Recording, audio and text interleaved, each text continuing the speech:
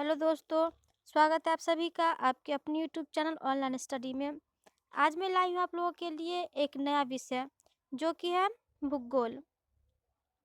कोई भी प्रतियोगी परीक्षा हो, भूगोल के 2-3 प्रश्न पूछे ही जाते हैं। तो इसके अनुसार आप लोगों के लिए यह प्रैक्टिस सेट बहुत ही महत्वपूर्ण होगा। आप किसी भी प्रतियोगी परीक्षा की तैयारी करते हैं, इस प्रैक्टिस सेट को लगाकर भूगोल के कुछ प्रश्नों को सुनिश्चित कर सकते हैं आप अपने एग्ज़ाम के लिए। तो चैनल पे जो नए हैं, चैनल को सब्सक्राइब ज़रूर कर लें और साथ में बेल आइकन को ऑन करें, जिससे हमारे चैनल पे आने वाले आगे के सभी वीडियो का नोटिफिकेशन आपको समय से और सबसे पहले मिल पाए। तो चलिए हम देखते हैं इस प्रैक्टिस सेट के प्रश्नों को। मानव एवं तकनीकी की शोषणात्मक प्रवृत्ति को किस प्रकार की अर्थव्यवस्था कहा जाता है? क्वेश्चन नंबर फर्स्ट, मानव एवं तकनीकी की शोषणात्मक प्रवृत्ति को किस प्रकार की अर्थव्यवस्था कहा जाता है? इसका राइट आंसर है डाका या डाकू अर्थव्यवस्था, ऑप्शन ए। अगला प्रश्न है, सीमेंट उद्योग का सबसे प्रमुख कच्चा माल क्या है? सीमेंट उद्योग का सबसे प्रमुख कच्चा माल है चूना पत्थर, ऑप्शन ए हो जाएगा हमारा राइट आंसर। अगला प्रश्न है, देश के बांधों को किसने भारत का मंदिर कहा था? देश के बांधों को किसने भारत का मंदिर कहा था? इसका राइट आंसर है पंडित नेहरू ने। देश के बांधों को भारत का मंदिर कहा था पंडित नेहरू ने, ऑप्शन 3 हो जाएगा इसके लिए राइट आंसर। अगला प्रश्न है हमारा, भारत में पहला परमाणु ऊर्जा स्टेशन कहाँ स्थापित हुआ? भारत में पहला परमाणु ऊर्जा स्टेशन कहाँ स्थापित हुआ था? इसका राइट आंसर है तारापुर में, ऑप्शन 4 हो जाएगा राइट आंसर। अगला प्रश्न है हमारा, गोंडवाना समूह के कोयले का निर्माण हुआ था? गोंडवाना समूह के कोयले का निर्माण हुआ था कितने वर्ष पूर्व? तो इसका राइट आंसर है 20 लाख वर्ष पूर्व, ऑप्शन नंबर सेकेंड। अगला प्रश्न है, ऊर्जा का गैर पारंपरिक स्रोत है? ऊर्जा का गैर पारंपरिक स्रोत कौन सा है? तो इसका राइट आंसर है सौर ऊर्जा। ऊर्जा का गैर पारंपरिक स्रोत है सौर ऊर्जा, ऑप्शन 4 हो जाएगा इस प्रश्न के लिए राइट आंसर। अगला प्रश्न देखते हैं, सौर ऊर्जा निम्नलिखित में से कौन सा साधन है? सौर ऊर्जा निम्नलिखित में से कौन सा साधन है? तो इसका राइट आंसर है पुनर्पूर्ति योग्य साधन, ऑप्शन सेकेंड। सौर ऊर्जा एक प्रकार का पुनर्पूर्ति योग्य साधन है। अगला प्रश्न है हमारा, मैग्नीज उत्पादन में भारत का विश्व में क्या स्थान है? मैग्नीज उत्पादन में भारत का विश्व में क्या स्थान है? इसका राइट आंसर है ऑप्शन नंबर 3, तृतीय स्थान है। मैग्नीज उत्पादन में भारत का विश्व में तृतीय स्थान है।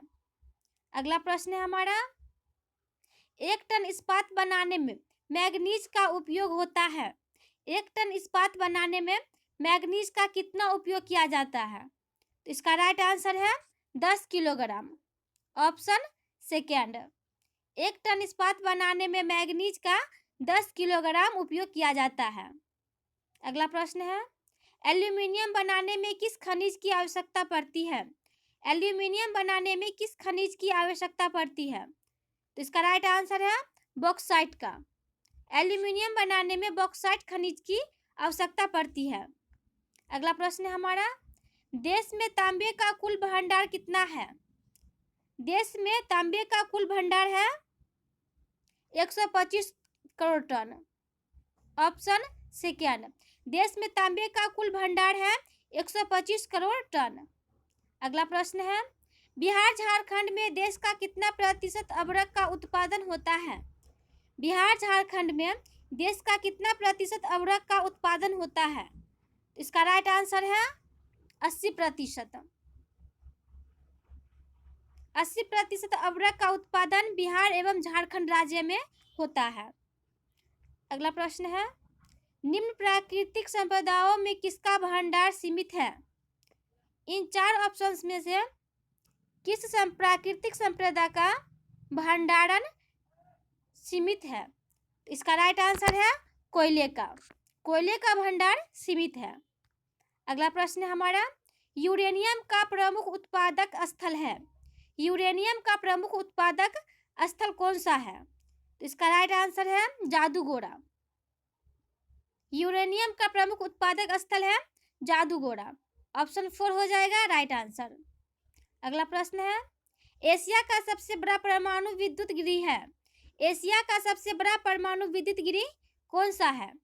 तो इसका राइट आंसर है तारापुर। एशिया का सबसे बड़ा परमाणु विद्युत गृह है तारापुर। अगला प्रश्न है, भारत के किस राज्य में विकास की सबसे अधिक संभावनाएं हैं? भारत के किस राज्य में विकास की सबसे अधिक संभावनाएं हैं? तो इसका राइट आंसर है राजस्थान राज्य में।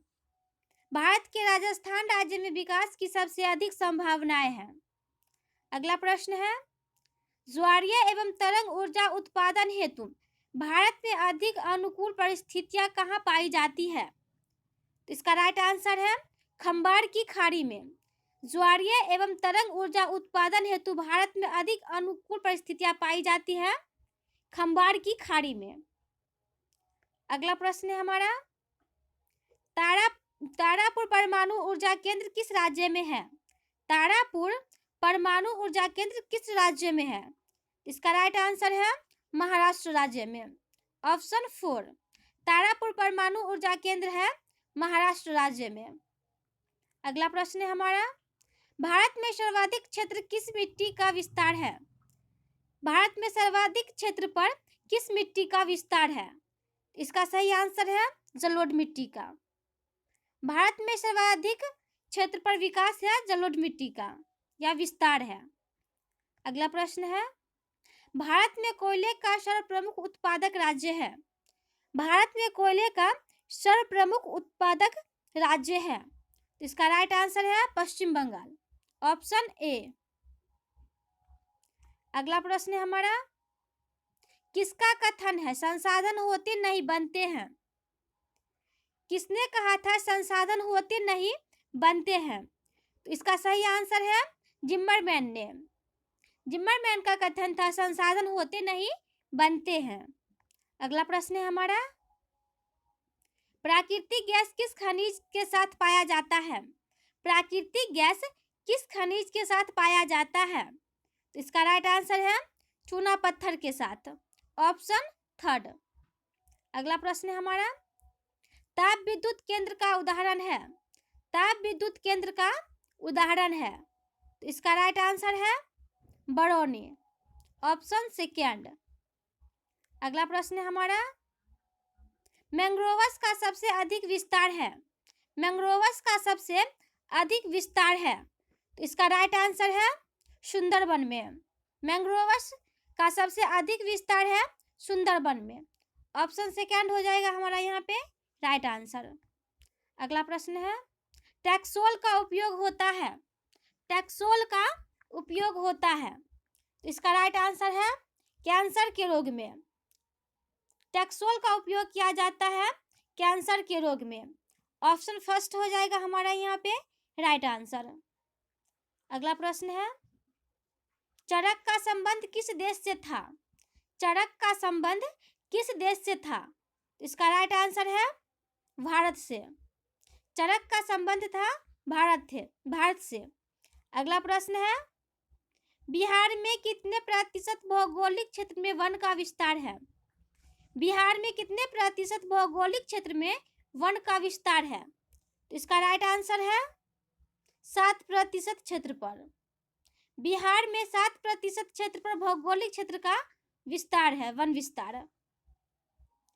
अगला प्रश्न है हमारा, पूर्वोत्तर राज्यों के 188 आदिवासी जिलों में देश के कुल क्षेत्र का कितना प्रतिशत वन है? तो इसका राइट आंसर है 60.11%। ऑप्शन नंबर 2 हो जाएगा हमारा यहाँ पे राइट आंसर। अगला प्रश्न है, बिहार में अति जल दोहन से किस तत्व का संकेंद्रण बढ़ा है? बिहार में अति जल दोहन से किस तत्व का संकेंद्रण बढ़ा है? इसका राइट आंसर है आर्सेनिक। ऑप्शन 1 हो जाएगा इस प्रश्न के लिए राइट आंसर। अगला प्रश्न है, वन संरक्षण एवं प्रबंधन की दृष्टि से वनों को वर्गीकृत किया गया है। वन संरक्षण एवं प्रबंधन की दृष्टि से वनों को कितने वर्ग में वर्गीकृत किया गया है? इसका राइट आंसर है 3 वर्गों में। वन संरक्षण एवं प्रबंधन की दृष्टि से वनों को 3 वर्गों में वर्गीकृत किया गया है। अगला प्रश्न है 1951 से 1980 तक लगभग कितना प्रतिशत वर्ग किलोमीटर वन क्षेत्र कृषि भूमि में परिवर्तित हुई है? तो इसका सही आंसर है ऑप्शन सेकेंड 26,200 प्रतिशत वर्ग किलोमीटर वन क्षेत्र कृषि भूमि में परिवर्तित हुई है वर्ष 1951 से 1980 तक। अगला प्रश्न है हमारा संविधान की धारा 21 का संबंध किससे है? संविधान की धारा 21 का संबंध किससे है? तो इसका सही आंसर होगा वन्य जीवों एवं प्राकृतिक संसाधनों के संरक्षण से। संविधान की धारा 21 का संबंध है वन्य जीवों एवं प्राकृतिक संसाधनों के संरक्षण से। अगला प्रश्न है FAO के वानिकी रिपोर्ट के अनुसार 1948 में विश्व में कितने हेक्टेयर भूमि पर वन का विस्तार था? तो इसका सही आंसर हो जाएगा 4 अरब हेक्टेयर भूमि पर। FAO के वानिकी रिपोर्ट के अनुसार 1948 में विश्व का 4 हेक्टेयर भूमि पर वन का विस्तार था। अगला प्रश्न है प्राकृतिक संसाधनों के संरक्षण के तहत 1968 में कौन सा कन्वेंशन हुआ था? प्राकृतिक संसाधनों के संरक्षण के तहत 1968 में कौन सा कन्वेंशन हुआ था? तो इसका सही आंसर है अफ्रीकी कन्वेंशन। ऑप्शन नंबर फर्स्ट हो जाएगा हमारा यहाँ पे राइट आंसर। अगला प्रश्न है काली मिट्टी का दूसरा नाम क्या है? काली मृदा का दूसरा नाम क्या है? तो इसका राइट आंसर है रेगून मिट्टी। ऑप्शन थर्ड हो जाएगा हमारा यहाँ पे राइट आंसर। अगला प्रश्न है हमारा कुल जल का कितना प्रतिशत भाग महासागरों में संचित है? कुल जल का कितना प्रतिशत भाग महासागरों में संचित है? इसका सही आंसर है 96.5%। कुल जल का 96.5% जल महासागरों में संचित है। अगला प्रश्न है भारत में 2001 ईस्वी में कितने प्रतिशत भौगोलिक क्षेत्र में वन का विस्तार था? भारत में 2001 ईस्वी में कितने प्रतिशत भौगोलिक क्षेत्र में वन का विस्तार था? इसका सही आंसर है 19.27% भौगोलिक क्षेत्र में वन का विस्तार था। ऑप्शन नंबर फर्स्ट हो जाएगा राइट आंसर। अगला प्रश्न देखते हैं डाकू की अर्थव्यवस्था का संबंध है। डाकू की अर्थव्यवस्था का संबंध है तो इसका सही आंसर है संसाधन के विदोहन से। डाकू अर्थव्यवस्था का संबंध है संसाधन के विदोहन से। Option number third. अगला प्रश्न है मेढक के प्रजनन को नष्ट करने वाला रसायन है। मेढक के प्रजनन को नष्ट करने वाला रसायन है तो इसका राइट आंसर है एंड्रीन। ऑप्शन 4 मेढक के प्रजनन को नष्ट करने वाला रसायन है एंड्रीन। ऑप्शन नंबर 4 हो जाएगा यहाँ पे राइट आंसर। अगला प्रश्न है पंजाब में भूमि निम्नीकरण का मुख्य कारण है। पंजाब में भूमि निम्नीकरण का मुख्य कारण क्या है? तो इसका सही आंसर है अधिक सिंचाई। पंजाब में भूमि निम्नीकरण का मुख्य कारण है अधिक सिंचाई। तो ये था हमारा कुछ महत्वपूर्ण प्रश्न भूगोल का जो आपके सभी प्रतियोगी परीक्षाओं के लिए उपयोगी होगा।